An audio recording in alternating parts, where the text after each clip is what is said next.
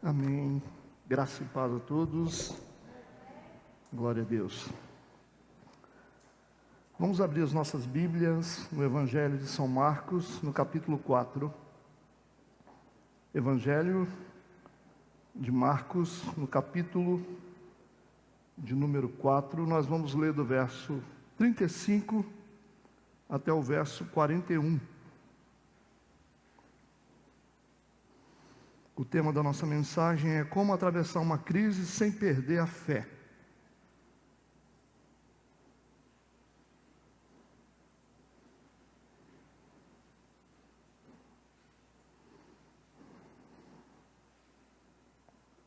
Amém? Assim diz a palavra de Deus.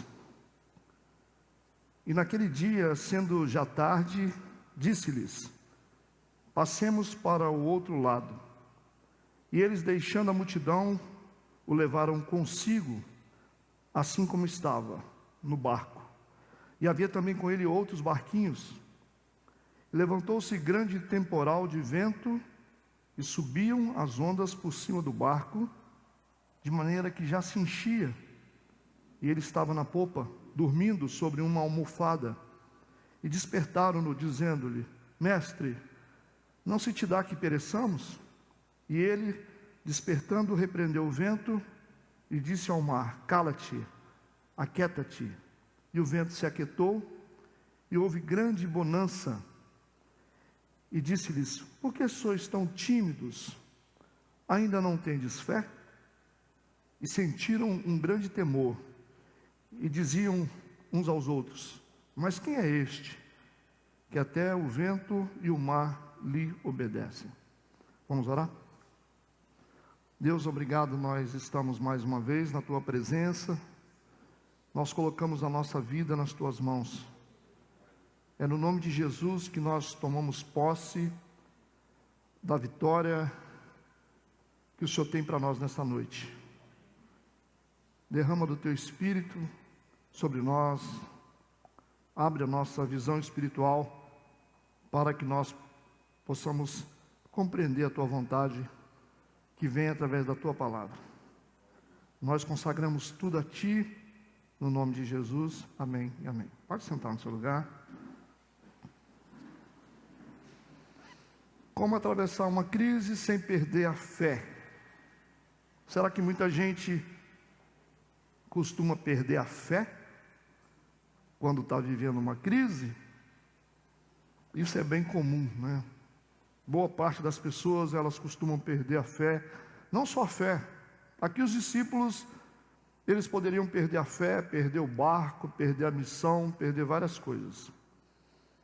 Mas a diferença na vida dos discípulos é que Jesus estava no barco. Quando Jesus está no barco, o desdobramento, da crise é outro. Esse é um texto que retrata uma crise que acontece no percurso dos discípulos. Eles estavam navegando no mar da Galileia. E de repente aparece uma crise que ela está representada no texto como um grande temporal de vento. É apenas uma representação das crises. Um grande temporal de vento. É uma crise forte. Um vento tão forte que quase afundou o barco dos discípulos de Jesus. Eu quero dar início aqui a essa mensagem, destacando aqui o que uma crise mal administrada pode provocar na vida de uma pessoa. Porque se nós sabemos que podemos viver crises, o que nós temos que fazer é administrar espiritualmente as nossas crises, as nossas fases difíceis. Essa história mostra um momento onde os discípulos estão atravessando de barco para um outro lado, com uma missão, e de repente o barco onde eles estavam começa a ser sacudido por um grande vento. Isso representa a crise. Mas o que pode acontecer com a nossa vida, quando nós vivemos uma crise e quando nós não conseguimos lidar com a crise? Primeira coisa, as crises, elas nos assustam, porque os discípulos estavam apavorados. Foi exatamente isso que eu li. Os discípulos estavam apavorados. Número 2, as crises nos balançam. Você presta atenção na figura do barco, a crise ela pode te balançar, porque ela provoca uma instabilidade. Esse movimento do barco, passando por esse vendaval, significa o tempo na crise que nós passamos por instabilidades. Terceira coisa, o que a crise pode provocar? A crise pode destruir a nossa fé. Pode destruir a fé. Tem muita gente que tem uma quantidade de fé e de repente, por causa da crise, perde a fé. Isso é muito comum acontecer. Jesus identificou aqui a falta de fé dos discípulos.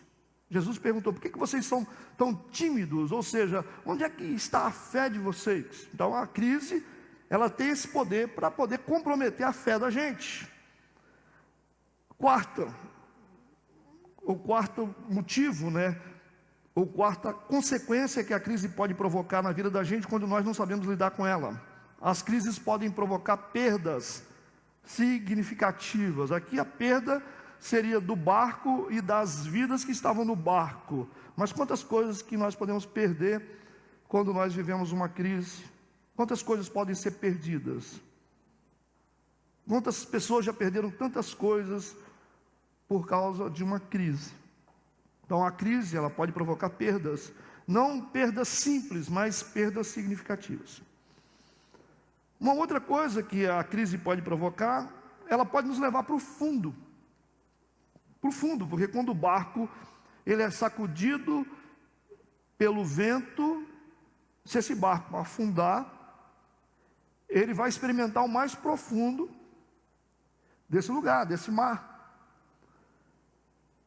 E quando a gente fala sobre levar para o fundo, nós podemos até fazer uma relação com a nossa vida emocional. Muita gente que está lá no fundo, mas não é do mar, é no fundo do poço. Está triste, está desanimado, está desistente, desmotivado por causa da crise. Como que isso é comum, Até na igreja. Como que as pessoas elas passam por dificuldades. E como que essas dificuldades têm tanto poder para destruir pessoas? Nós temos visto isso todos os dias. Às vezes você olha para uma pessoa, você pensa que a pessoa tem fé, você vê a pessoa verbalizando tanta coisa, aí vem a crise, vem a dificuldade, a pessoa começa a mudar, a desconfigurar, a pessoa fica diferente, e de repente revela uma pessoa que, na verdade, não tinha uma fé tão consistente assim.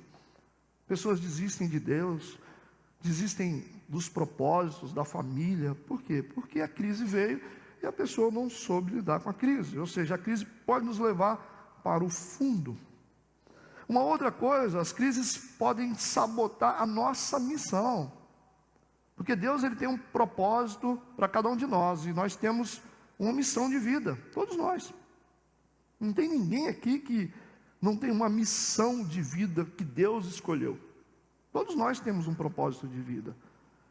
E nós precisamos chegar a um lugar. Os discípulos eles tinham que atravessar essa faixa de mar e eles deveriam chegar em outra cidade. Na cidade que eles iriam, tinha um homem endemoniado, um gadareno. Essa era a missão. E se esse barco afunda, se esse barco é virado pelo vento, a missão teria sido sabotada.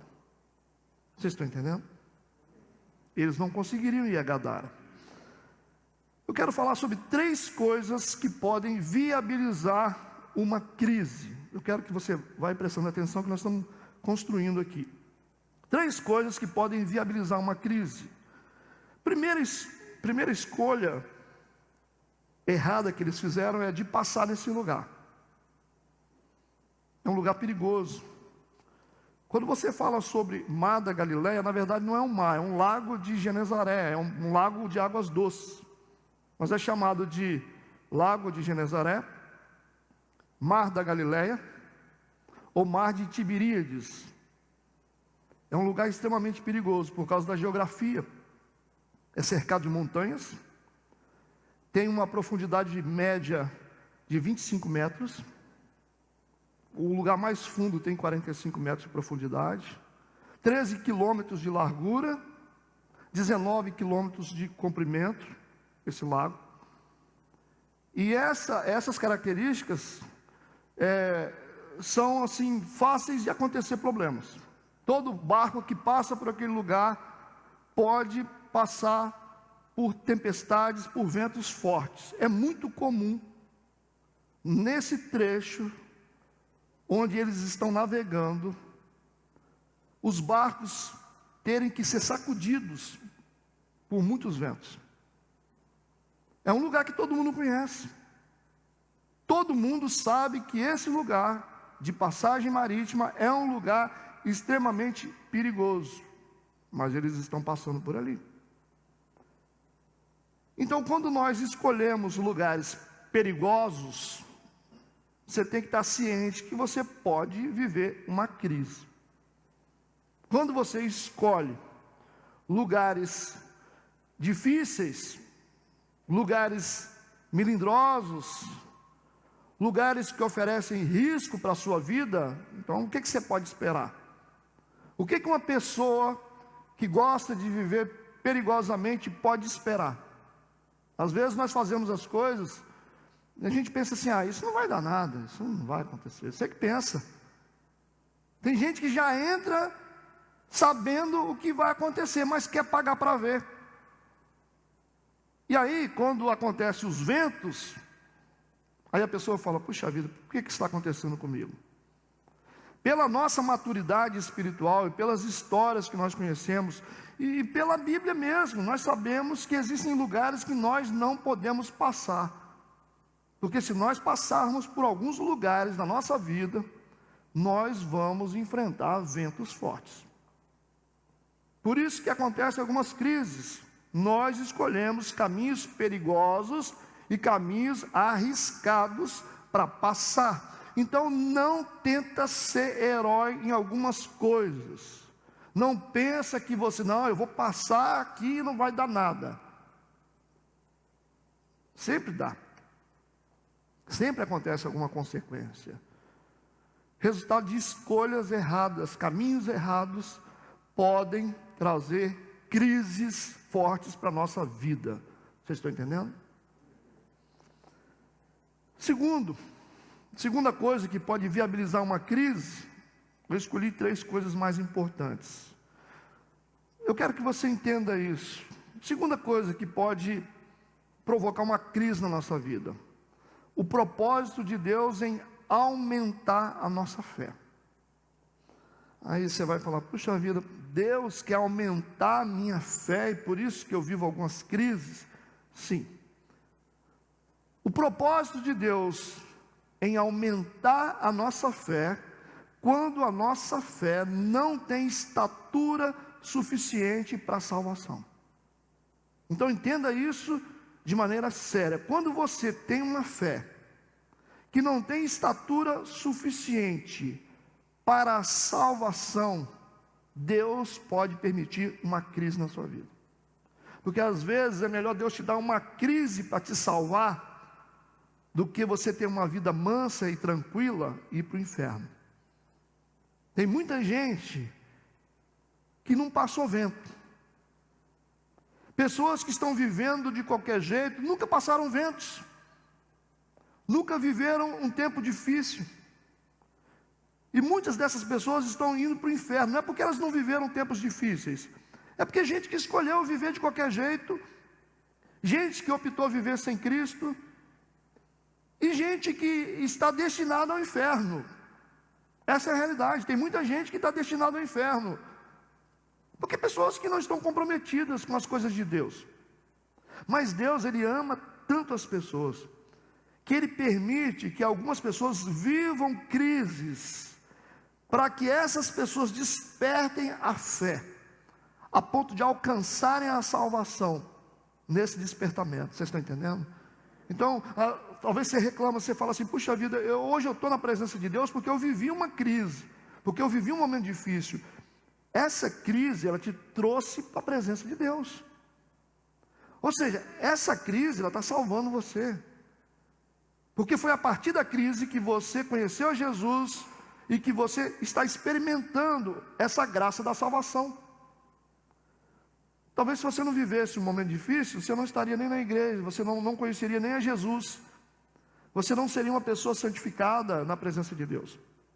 Mas é por causa da crise que você entendeu que você precisava de Deus, e a partir disso você teve novas descobertas na sua vida. Por isso que uma crise, ela às vezes salva muita gente. E Deus está salvando muita gente através de crises. Porque muita gente está se perdendo por causa do conforto. Enquanto algumas pessoas estão sendo salvas através de crises que elas estão vivendo. Você compreende isso? Por isso que Deus permite isso. É uma forma de Deus tratar a gente. Isso é muito interessante, que é muito eficiente, né? A maioria de nós que estamos aqui, nós somos alvo disso. Nós vivemos um tempo difícil. Esse tempo difícil nos trouxe para a presença de Deus. E hoje nós agradecemos a Deus porque nós conhecemos a Deus e somos salvos porque conhecemos a Jesus. Mas se não fosse a luta, a crise, a dificuldade que nós passamos, nós não estaríamos aqui. Nós estaríamos no mundo. Eu acho que essa é uma atitude de graça de Deus. É como um pai que às vezes usa a vara para nos corrigir porque Ele quer salvar a gente. Porque não é fácil você corrigir um filho. É muito mais fácil você concordar com o filho, é mais fácil você não corrigir, você não tratar um filho. Mas um pai que corre o risco de educar o seu filho através de uma vara, através de uma crise, é um pai que ama. Porque quando os filhos, eles sofrem uma correção do pai, esses filhos podem se tornar rebeldes. Mas Deus, Ele ama a gente tanto que Ele corre esse risco. Ele corre esse risco, por isso que Ele nos corrige, Ele confia a nossa vida, dificuldades e lutas com o intuito de nos salvar. E às vezes, quando você tem uma pessoa que você ama, que não conhece a Jesus, é importante que você faça uma oração inteligente, dizendo assim: Senhor, dá uma experiência para essa pessoa. Porque somente com uma experiência profunda essa pessoa vai ser salva. Enquanto ela não passar por uma experiência, ela está a caminho do inferno. Essa pessoa precisa mudar de vida, ela precisa ser salva, ela precisa te conhecer. Deus, Ele nos chama através do amor. Mas quando a gente não ouve a voz de amor de Deus, Ele vai usar realmente a dor. Porque Ele nos ama. Ele usa a dor para nos trazer a presença dEle. E isso funciona muito bem. Funciona muito bem. Então, esse propósito de Deus em nos salvar pode permitir uma crise na nossa vida. Vocês estão entendendo o que eu estou falando? Então nós vemos aqui escolhas de caminhos errados. O propósito de Deus é aumentar a nossa fé. E a terceira coisa, que é bem real e que você não pode duvidar disso, que pode provocar uma crise na sua vida, são as investidas espirituais malignas. Talvez você está vivendo uma crise, não porque Deus tem um propósito, não porque você fez algo errado ou que você escolheu um caminho perigoso, mas porque você está sendo alvo de ataque maligno. Essa é uma realidade. Muitas coisas que nós vivemos de ruim são coisas que estão acontecendo a partir de ataques malignos. Eles têm uma missão. Eles têm que chegar numa cidade onde tem 2 homens endemoniados. E esses homens precisam ser libertos, porque eles estão dominando a cidade. Essa é a missão. Por que Satanás não usaria de uma estratégia para poder afundar esse barco dos discípulos, para poder sabotar essa missão? Isso é muito comum. Quando você está fazendo a vontade de Deus, quando você tem um propósito de Deus na sua vida, o mundo espiritual das trevas pode se levantar contra você. Compreende? E aí você pode viver uma crise. Aí você vai ter que orar para você discernir qual é realmente a raiz da sua crise. Porque ela pode ter várias raízes. Amém? Esse texto também ele apresenta alguns tipos de crises. Nós estamos juntos aqui? Primeira crise que ele apresenta é uma crise circunstancial, porque eles estão enfrentando um temporal de vento. É uma circunstância. Acontece, né? A gente não prevê, mas pode vir um vento, de repente você está navegando ali no mar da vida, e de repente vem um vento, bate no seu barco, começa a balançar, sacudir o mar. Circunstância. Então, a crise ela pode ser circunstancial. Ela aparece aqui no texto.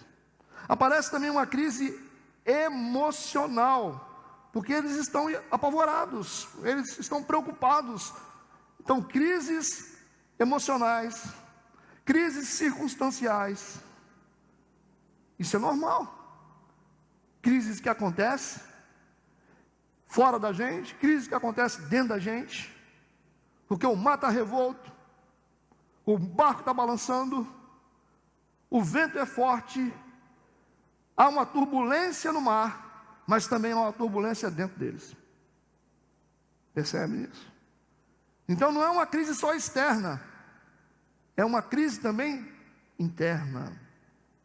Existe uma terceira crise aqui, porque quando eles estão desesperados, por causa dos ventos fortes, eles estão observando que Jesus está dormindo no barco.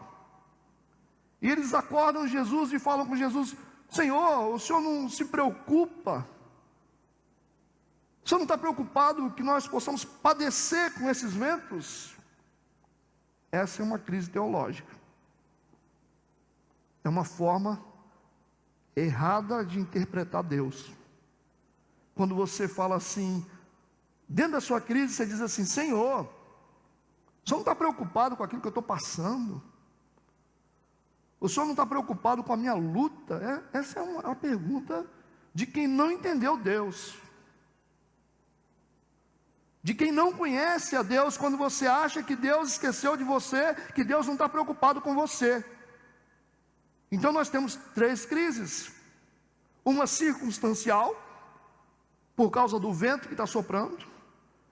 Nós temos uma crise emocional, porque os discípulos estão apavorados.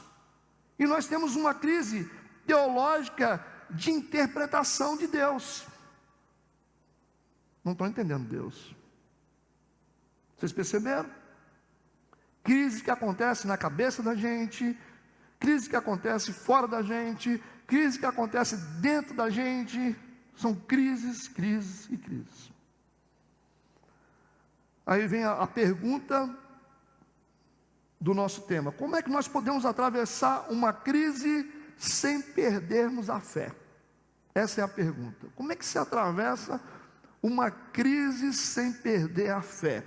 Eu quero ler Marcos capítulo 4, verso 35, que diz assim: E naquele dia, sendo já tarde, disse-lhes: passemos para o outro lado.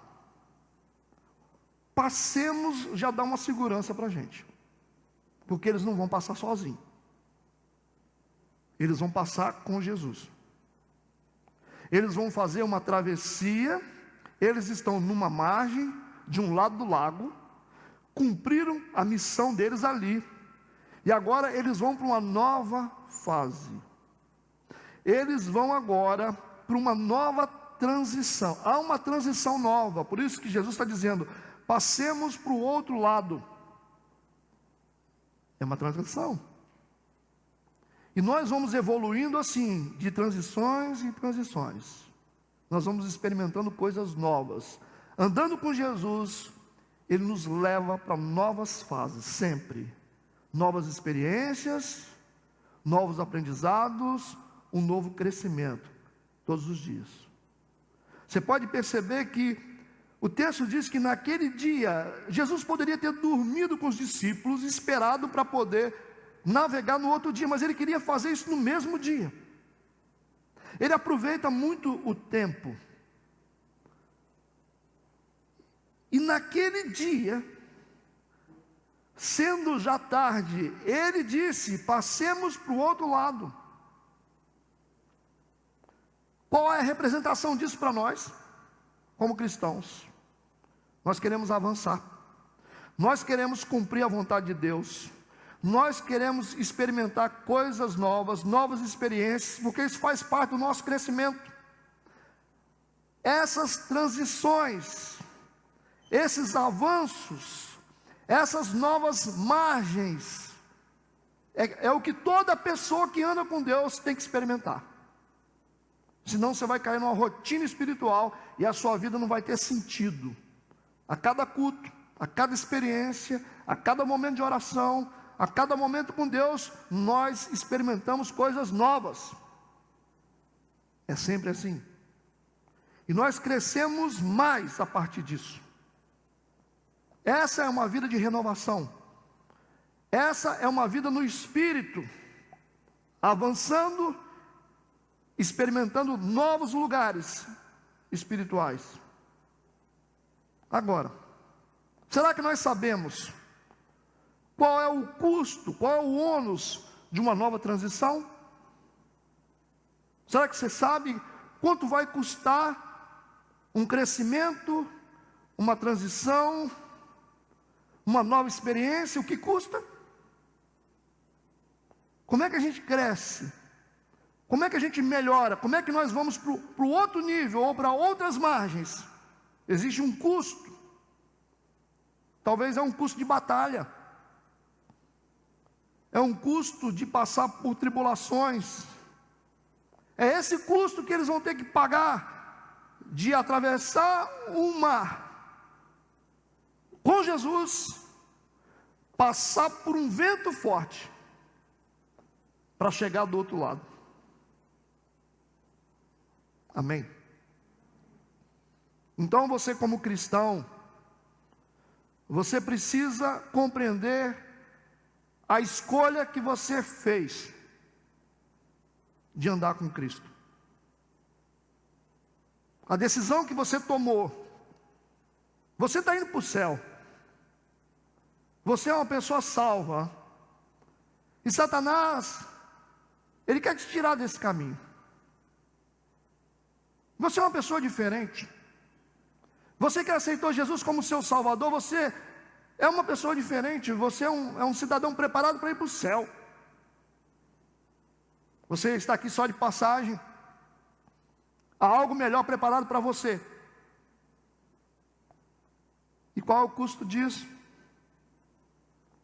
Será que nós vamos viver essa vida com Deus, uma vida de salvos, e não tem custo? Talvez você vai dizer: pastor, mas Jesus pagou o preço. Eu não estou falando disso. Eu estou falando das lutas que às vezes nós temos que enfrentar, que são necessárias para manter a nossa fé ativa. Graças a Deus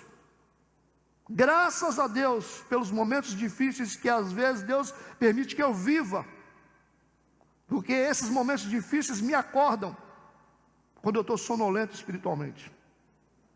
Às vezes a gente para de orar, a gente para de vigiar, a gente para de buscar Deus, e nós começamos a caminhar para o inferno.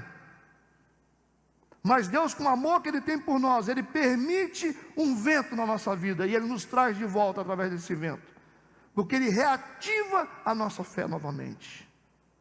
Graças a Deus, porque Deus nos dá motivos para orar, Deus nos dá motivo para estar diante da presença dEle. Toda vez que nós achamos que nós não precisamos de Deus, Ele permite que o vento sacuda o nosso barco. E você pode ter certeza que quando você começar a pensar que você não precisa mais de Deus, Ele te ama tanto que Ele vai sacudir o seu barco. Quando eu vejo pessoas dentro da igreja que começam a desprezar Deus, começam a abrir mão de coisas importantes, eu já sei, o barco dessa pessoa vai ser sacudido. Eu sei disso. Eu tenho certeza. E rapidamente você vê a pessoa na oração, você vê a pessoa buscando a Deus, você vê pessoas aqui na frente, rapidamente Deus está trazendo essas pessoas de volta, através desses ventos. Por isso que nós temos que dar graças a Deus por tudo que acontece com a gente, porque Deus conhece a gente. Se tem uma coisa que destrói cristão é conforto, porque o conforto nos tira da zona de oração, o conforto nos tira da presença de Deus. Essa é a verdade, porque nós somos um povo que não estamos preparados para ter poder, nós não estamos preparados para ter o que Deus quer para nós.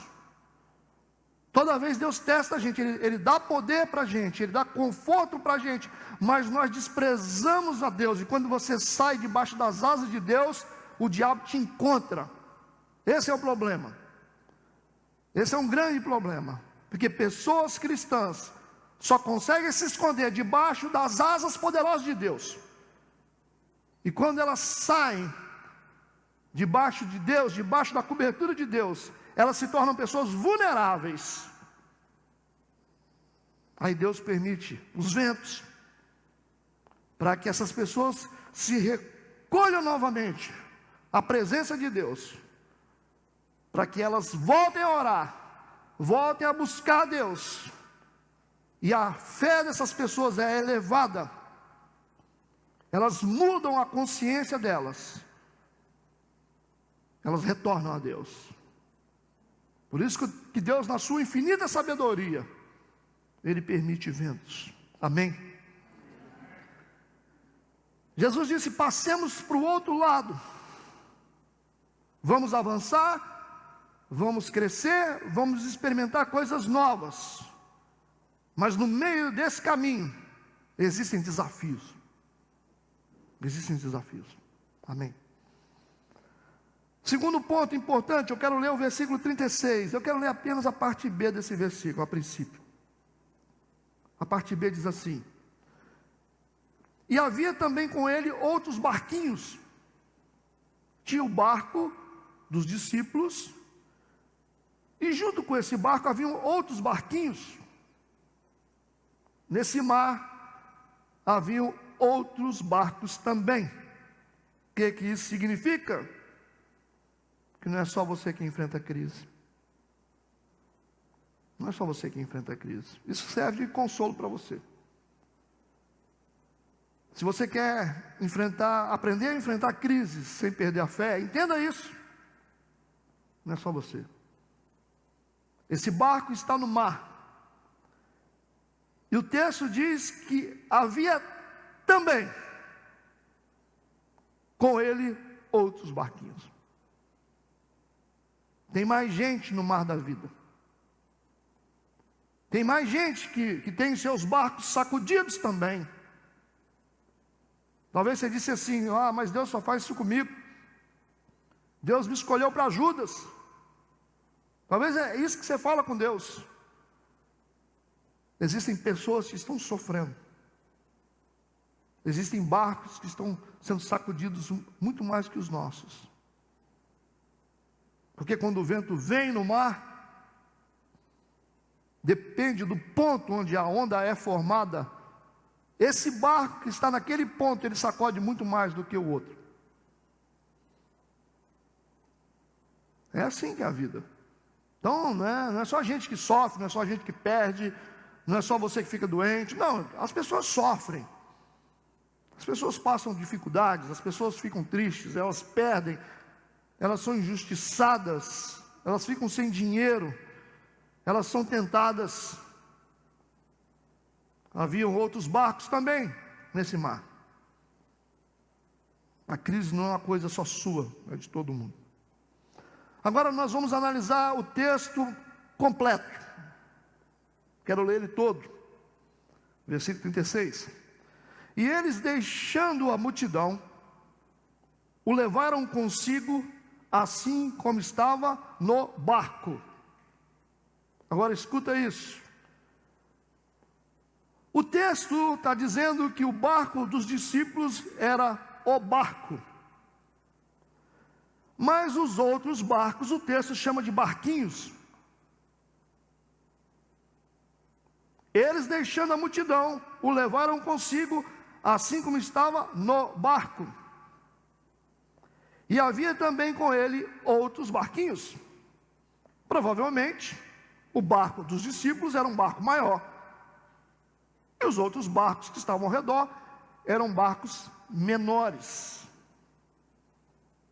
A gente sabe que barcos maiores são mais fortes e resistem melhor aos ventos. Amém?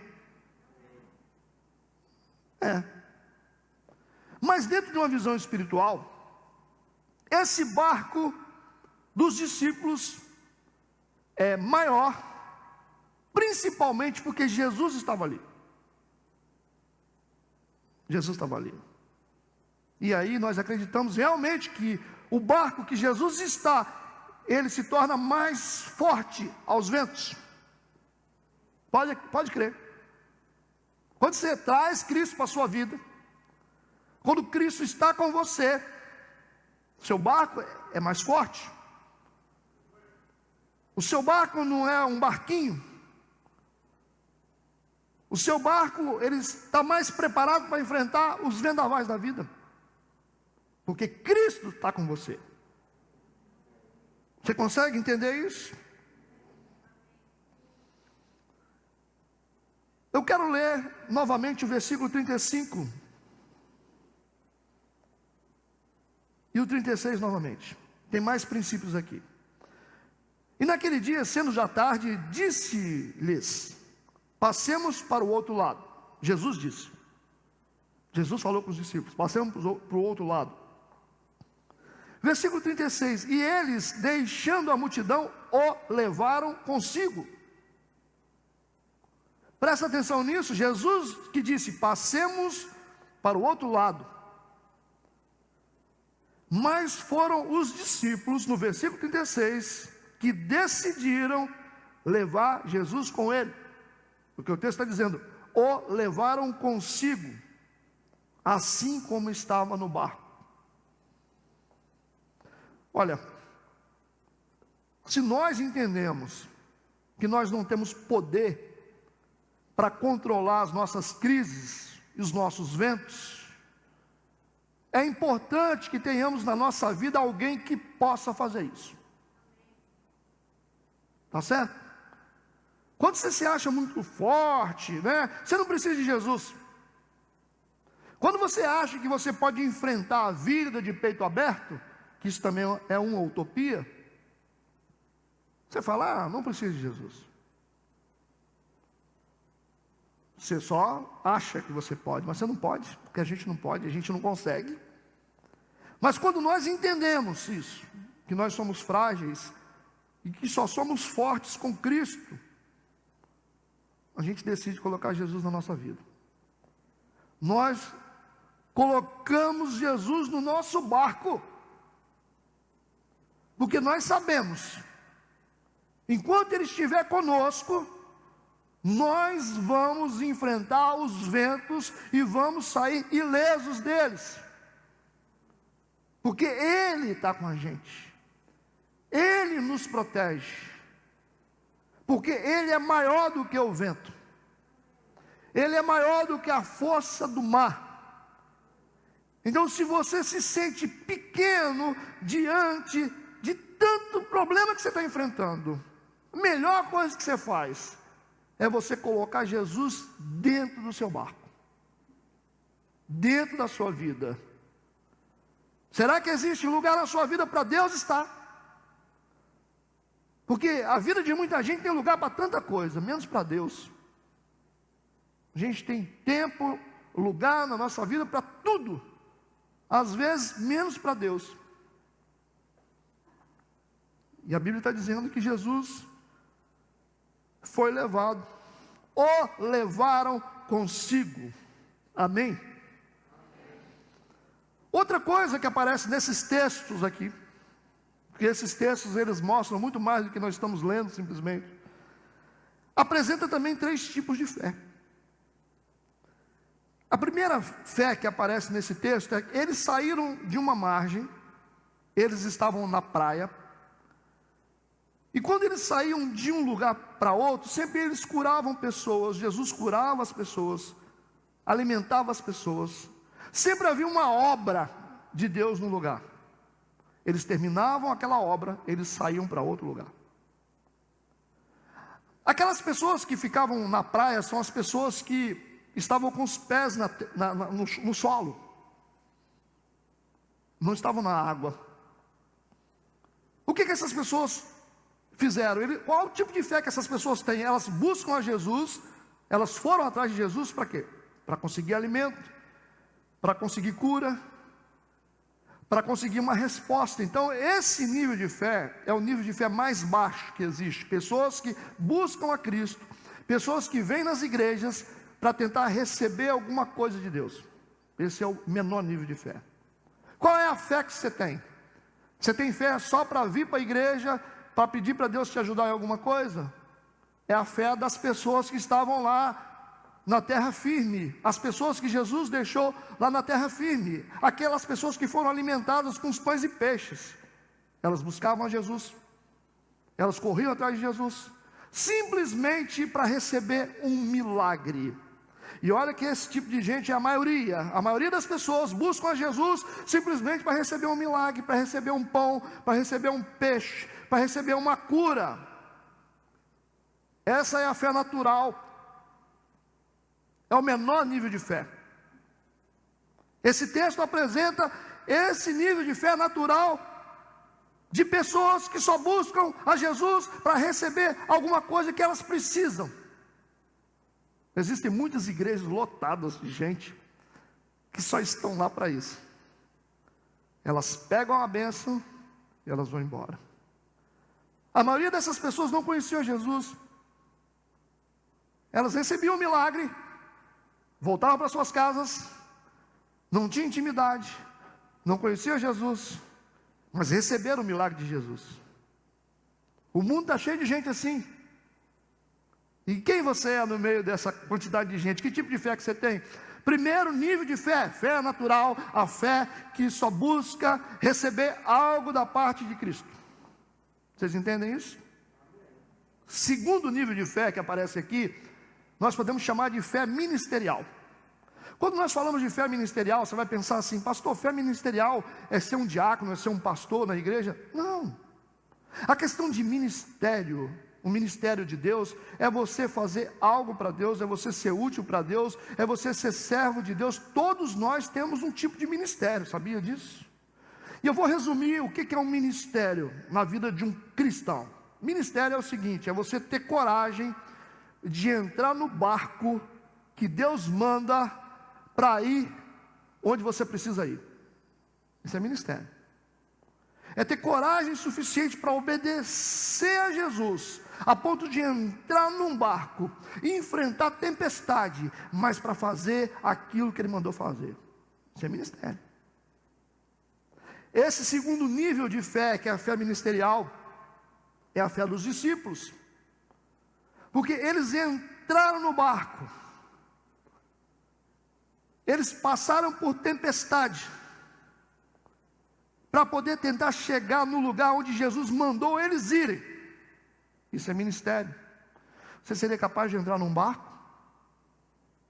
Quando você olha assim para o barco e fala: não, esse aí eu não entro não. Você seria capaz de entrar no barco que Jesus manda você entrar? Será que você está preparado para poder responder isso?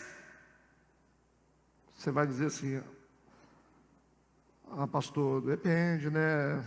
Vai que isso aí, tenho medo, né? Vou entrar no barco. É melhor colocar o pé na terra, né? Não é melhor? Porque quando a gente entra no barco, a gente sabe que o barco sacode. Na terra não, na terra é mais firme. A gente coloca o pé na terra, a gente fica assim, né? Segurança, né? Isso é fé natural. A gente busca Deus para poder receber algo de Deus. Isso é pé na terra. Mas quando você entra no barco para navegar sobre as águas, é porque você começa a ter uma fé maior. a ponto de sofrer instabilidades, sofrer vendavais, mas perseverar, porque você entrou onde Deus mandou você entrar, e você foi para onde Deus mandou você ir. Isso é ministério, isso é obediência, exige um nível de fé maior, acima da fé natural, para você obedecer a Deus, e fazer o que Ele mandou você fazer, e viver aquilo que você precisa viver. Ter que viver turbulências, incertezas, mas saber de uma coisa: Deus está com você. Isso é vida espiritual. Agora tem o terceiro nível de fé, que é a fé sobrenatural. Nós vimos a fé natural, nós vimos a fé ministerial, e tem também a fé sobrenatural. E que fé é essa? É a fé que tem autoridade para calar a força do vento. É essa fé. A fé que tem uma autoridade tão grande de dizer para o vento: cala-te. A ponto de dizer para a sua crise, para a sua luta: cala-te. Será que você tem autoridade para isso? Será que a crise está dominando você? Ela está dando ordem para a sua vida, ou você está dando ordem para ela? Se ela der ordem para você, ela vai destruir você. Ela leva você para onde ela quer. O vento te sacode, leva você para onde quer. Muita gente foi para o fundo por causa do vento. Enquanto você não assumir a sua autoridade espiritual, elevando o seu nível de fé a ponto de você olhar para as crises, para os ventos, e dizer para eles assim: cale, em nome de Jesus, eu não aceito você na minha vida. Gente, não dá para você ter uma fé ministerial, não dá para você entrar no barco que Jesus manda você entrar, sem que você esteja revestido de autoridade para poder calar a boca do vento. Você já parou para pensar como tem que ser a fé de um pastor? Quantos ventos que um pastor enfrenta todos os dias? Para pensar sobre isso. Quantas guerras espirituais que um pastor enfrenta? Você acha que um pastor, se tiver uma fé natural, de só receber coisas que Deus dá, você acha que ele vai ficar vivo? Ele vai conduzir uma igreja? Tem que ter uma fé sobrenatural, a ponto de quando o vento vem, de você se levantar em autoridade e dizer assim: eu rejeito esse vento, eu repreendo esse vento, eu não quero isso na minha casa, eu não quero isso na minha vida, eu não quero isso em mim. Cala-te, vento. Senão você não chega a lugar nenhum. Porque se nós estamos chegando a algum lugar, é porque nós estamos tendo autoridade para calar o vento, irmãos.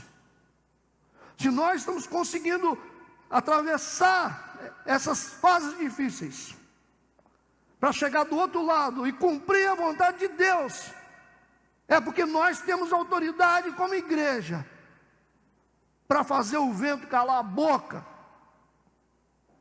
Amém? Pastor, como é que eu vou conseguir sair de uma fé natural, de pessoas que têm os pés ali na terra, pessoas que ficam atrás de pães e peixes e milagres? Como é que eu consigo sair disso? Olha, você só consegue ter autoridade de uma fé sobrenatural para poder calar o vento quando você primeiro tem uma fé ministerial a ponto de entrar no barco que Deus manda você entrar. Porque Jesus falou com os discípulos: vocês são tímidos, vocês deveriam ter usado a autoridade de vocês, vocês perderam a oportunidade, porque se vocês estão dentro desse barco junto comigo, vocês têm a autoridade para repreender o vento, porque não fizeram. É isso que Jesus está falando. É essa revelação que está nesse texto. Os discípulos tinham poder para isso. Por isso que Jesus deitou numa almofada e dormiu dentro do barco, esperando que os discípulos usassem a autoridade para repreender o vento. Aí você fala assim: pastor, mas Deus está em silêncio para mim. Ótimo, ótimo. Se Ele está em silêncio, como Ele estava no barco, está te dando oportunidade para você usar a sua fé para repreender o vento que está tentando destruir sua vida. Mas primeiro, você tinha que ter tido uma fé para entrar nos lugares onde Deus mandou você entrar, para fazer aquilo que Deus te mandou fazer. Mas você ficou com medo, você ficou covarde, você ficou com preguiça. Tem muita gente que é preguiçosa. Ah, vou entrar em barco. Nada, pastor, eu nada. Vai que esse troço aí me dá um embrulho de estômago. Vou nada. Mas Deus está mandando.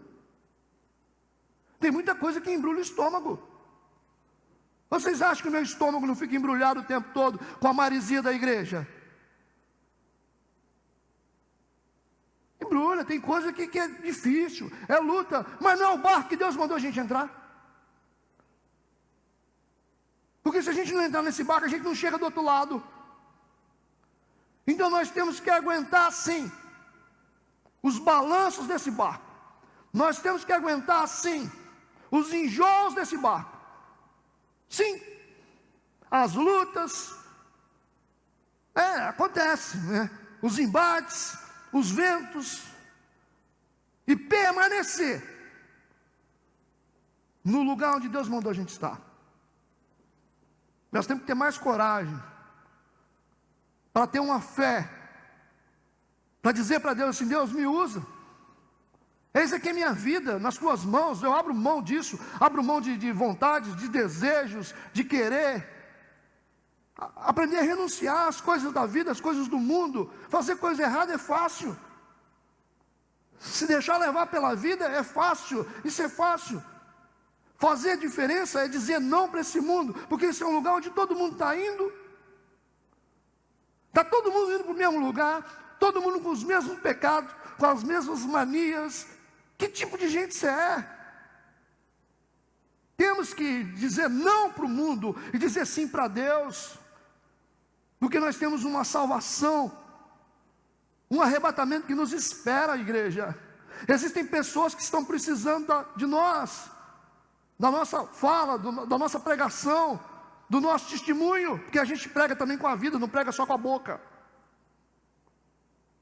As pessoas vão olhar para você e vão confiar em Deus a partir daquilo que você é, aquilo que você vive. O que as pessoas têm feito nas igrejas? As pessoas, elas me dão o meu para cá que eu estou indo embora.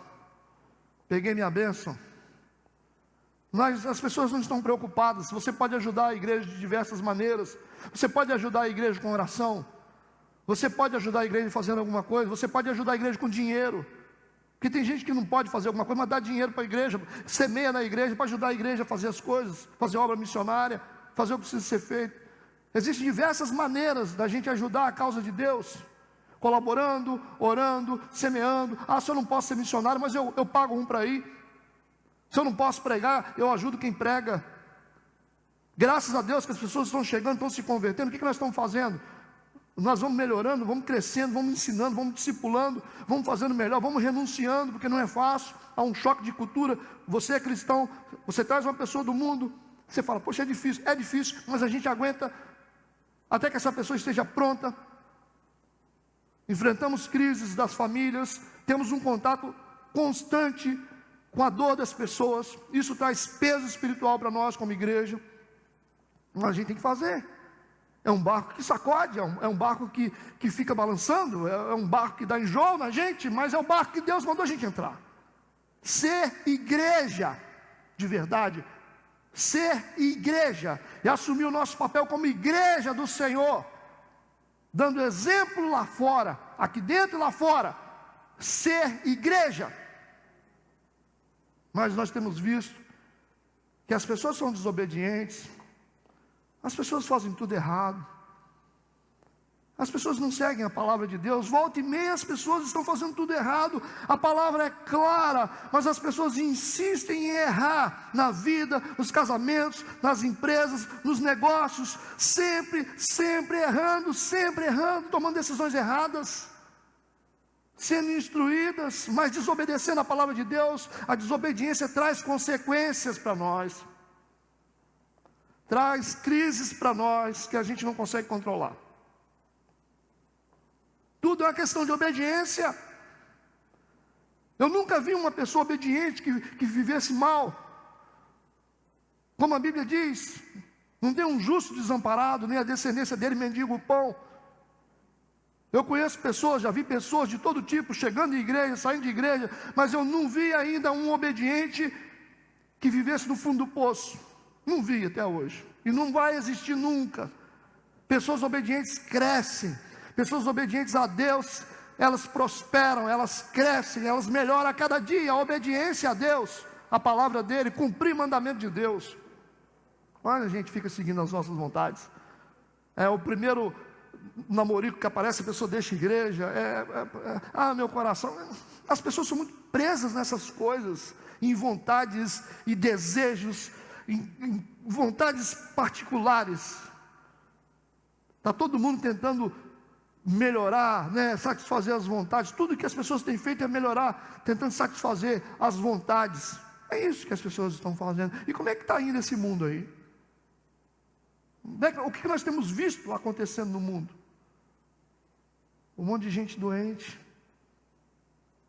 emocionalmente,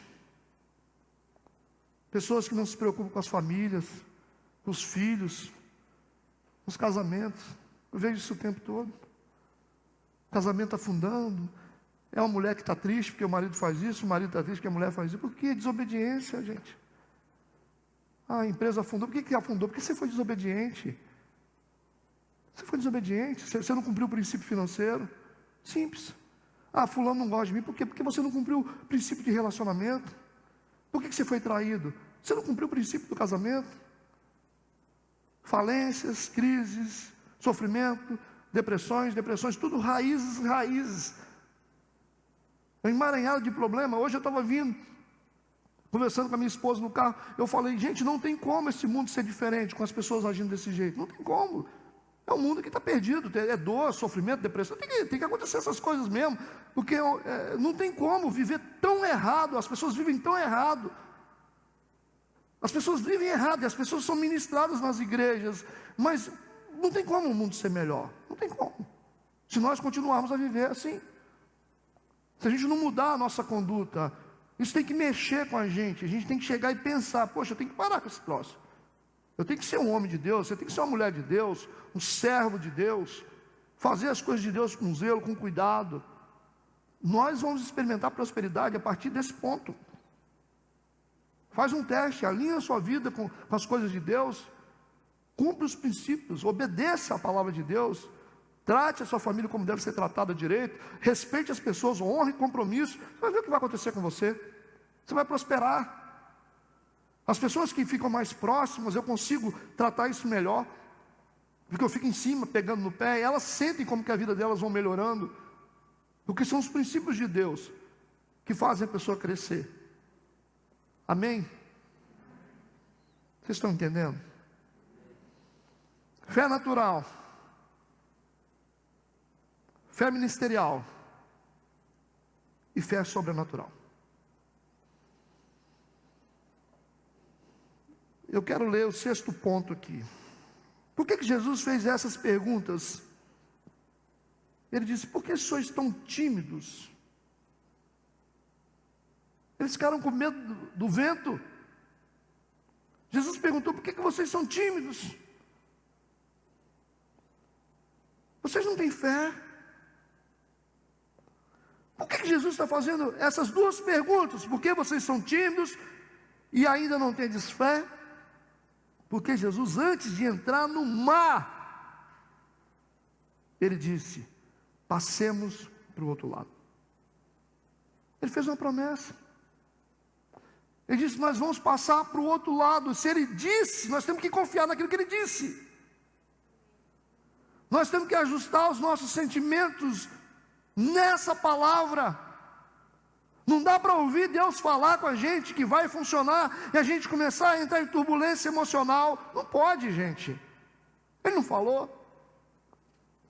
Ele está fazendo essa pergunta por causa disso, porque antes de entrar no mar, ele disse: passemos para o outro lado. A gente vai sair desse ponto, nós vamos atravessar e chegar do outro lado. Essa é uma promessa. Mas eles estavam com medo, porque o medo, o que o medo faz? O medo faz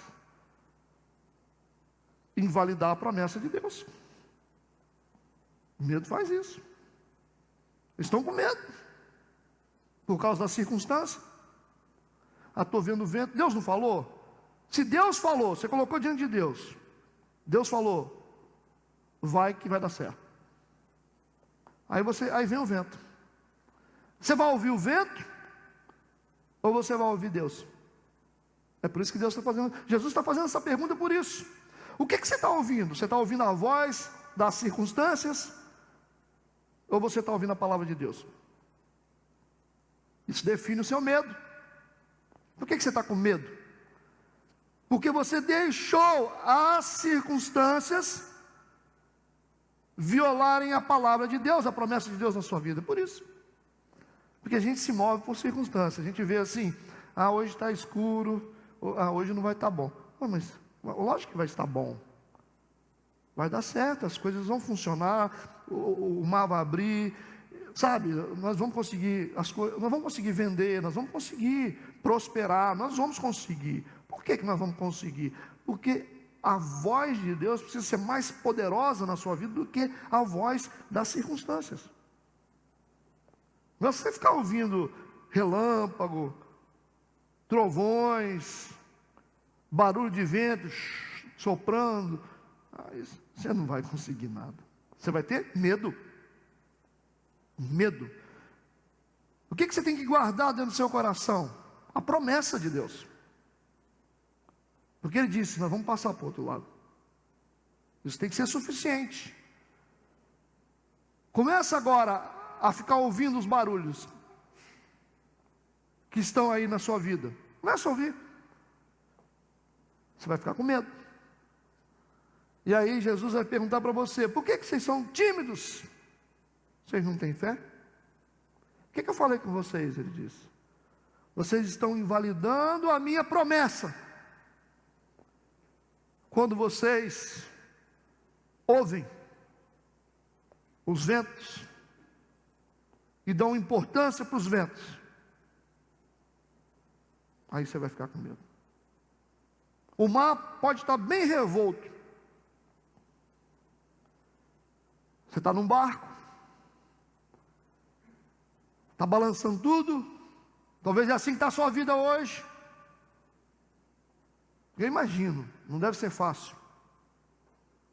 Eu imagino, porque eu sou uma pessoa que eu procuro mapear a minha vida em todas as áreas, porque eu procuro resolver todos os probleminhas, porque eu não funciono bem quando eu estou vivendo crise. Aí eu tento resolver. Mas tem gente que se acostuma com tanta crise, crise aqui, crise ali, crise. Então eu fico, a minha cabeça, às vezes eu estou com a cabeça quente aqui com uma coisa, porque eu estou tentando resolver um problema que é simples. Mas eu não quero ficar com aquele problema, eu quero resolver ele. Agora você imagina uma pessoa que tem um problemão. Você imagina. Tem vários problemas.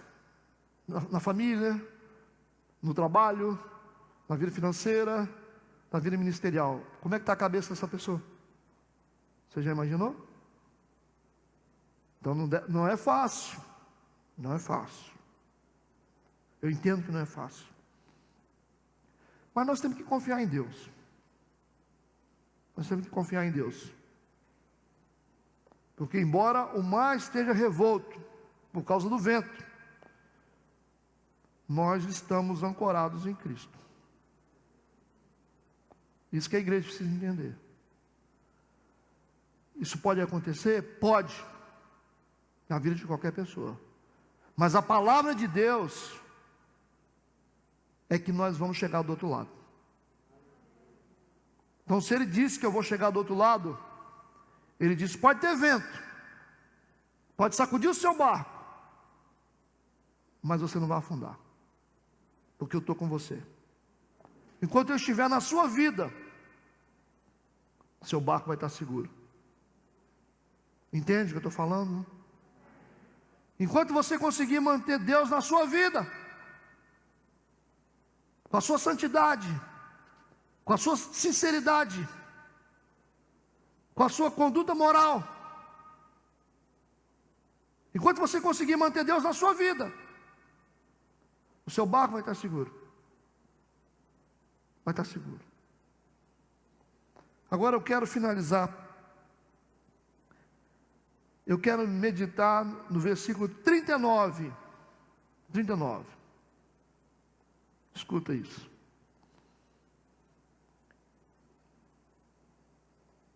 Jesus despertou. Jesus estava dormindo. Ao despertar, o texto diz que ele repreendeu o vento. Ele repreendeu o vento e disse ao mar: cala-te, aquieta-te. Agora, presta atenção no detalhe desse versículo que eu estou no final. Jesus repreendeu o vento. Repreendeu o vento e disse para o mar: aquieta-te. O vento se aquietou e houve grande bonança. Agora me veio uma pergunta quando eu estava lendo esse texto: por que Jesus repreendeu o vento e fez o mar se aquietar? Será que não bastava somente ele repreender o vento? Por que o mar estava agitado? Por causa do vento.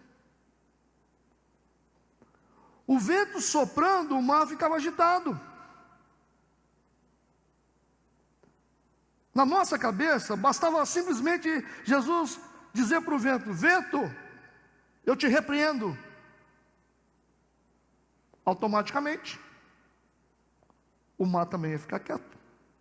Amém? Porque o mar só estava balançando por causa do vento. Então, era simplesmente ele ordenar para o vento para parar, que automaticamente o mar sossegava. Mas ele vai falar para o vento e vai falar para o mar. Agora, gente, Bíblia não é brincadeira, não. A gente pensa que é coisa colocada aqui simples, né? Que tudo tem um propósito, gente, de Deus. Olha só, quando o vento sopra no mar, o mar fica balançando. E o mar, ele acumula uma energia chamada energia cinética, por isso que ele fica balançando. O vento para e o mar fica balançando por um tempo. É igual você pegar um copo, sacudir um copo e coloca ele aqui. Você parou de sacudir o copo, mas você vai ver que a água fica mexendo dentro dele até um tempo, não é assim? Então, o vento, ele sopra no mar, e talvez ele para por um tempo, mas o mar fica assim, ó, balançando, balançando por um tempo, por causa daquilo que o vento fez com ele. Compreendeu o que eu estou falando? O mar, ele fica balançando por um tempo, por causa daquilo que o vento fez com ele. Mesmo que o vento parou, o mar fica um tempo balançando. Ok? Ele não se aquieta, fica um tempão. Aí você fala assim: poxa, como é que esse mar está balançando se o vento já passou? Não é assim? Você fala assim: mas por que está balançando? O vento não passou? Ele fica um tempo. Fica um tempo. Aí está balançando, você fala: mas não tem vento nenhum, como é que balança esse mar? Por causa do vento que passou. Jesus está dizendo para o vento: eu te repreendo. E está dizendo para o mar: se aquieta. Jesus, ele repreende o vento que sopra contra a gente. e Ele nos acalma naquilo que o vento fez com a gente. Vocês entenderam o que eu falei? Talvez você sofreu um abalo na sua vida, muito forte. Aconteceu lá atrás, mas até hoje você está assim. É um vento que passou. Talvez esse vento já passou, já tem 5 anos na sua vida, mas o seu mar está balançando ainda. As pessoas falam assim: onde que você está balançando? Se o vento passou. Então eu balanço ainda por causa daquilo que o vento me fez. Compreende? Então Deus, ele é tão bom na sua infinita misericórdia, que Ele repreende o vento que sopra contra a gente, e Ele aquieta o nosso coração dos abalos que o vento provocou. Isso, olha, essa é uma obra do Espírito Santo fantástica. Deus não é simplesmente: eu repreendo o mal contra a sua vida, sim, mas e o que o mal fez com a gente? Parou os ataques, parou a falação, parou a seta, sim, mas e as feridas que ficou no nosso coração? E os abalos que a gente sente até hoje? Não estão fazendo mal, mas nós estamos balançando até hoje. Tem gente balançando até hoje por um vento que soprou há anos atrás. Mas Deus, Ele tem esse compromisso de, Ele diz: aquieta-te, mar, aquieta. Vai acalmando o nosso coração, vai acalmando as nossas emoções. É assim, o mar estava assim balançando por um vento que passou, e de repente Ele fala: aquieta-te. Aí aquela turbulência estava dentro da gente, para. Puf. Aí você fica curado. Você fala: poxa vida, estava balançando já tinha anos, pastor, mas olha, de repente esse mar que balançava dentro de mim parou de balançar. Parecia que não ia parar nunca, não é? Mas você vai perceber que a obra do Espírito Santo em nós é uma obra completa, e resolver aquilo que nos machuca, mas resolver os abalos que a gente fica no coração. Amém? É possível você atravessar uma crise sem perder a fé. Só você querer. É só você confiar em Deus. Eu queria que você ficasse um pouquinho de pé. Eu quero fazer uma oração.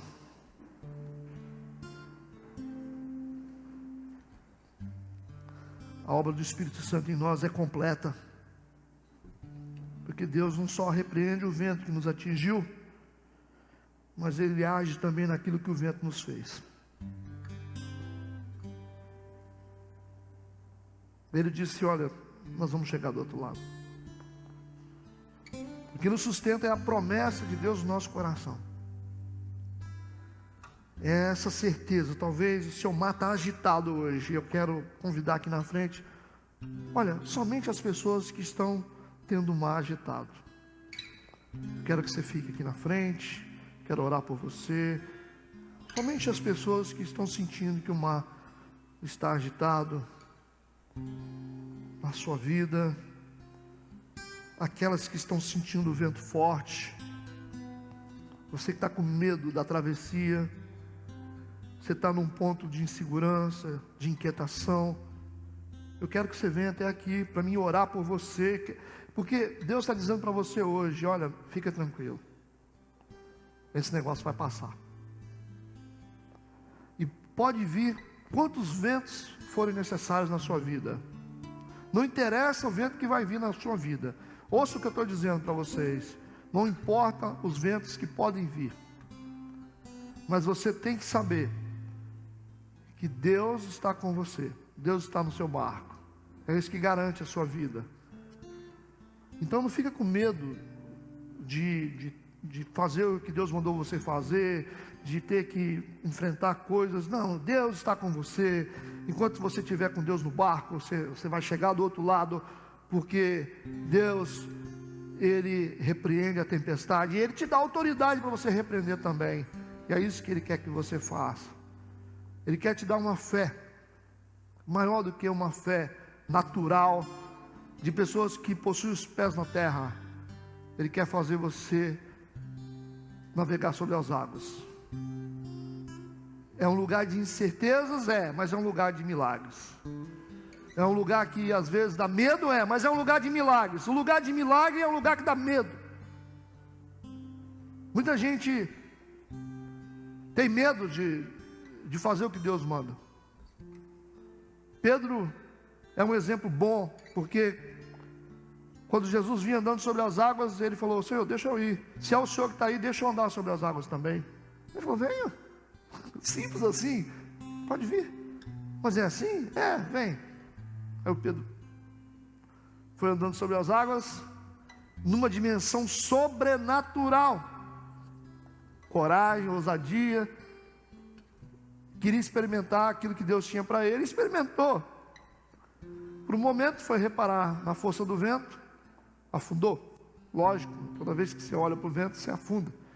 Essa é a lição mais antiga que a gente aprende desde pequenininho na escola bíblica, né? Quando você olha para Jesus, você fica sobre as águas. Quando você olha para o vento, você afunda. Assim. Eu preciso orar por você, porque você precisa dessa oração, porque você precisa atravessar essa crise sem perder a sua fé. Feche seus olhos onde você está.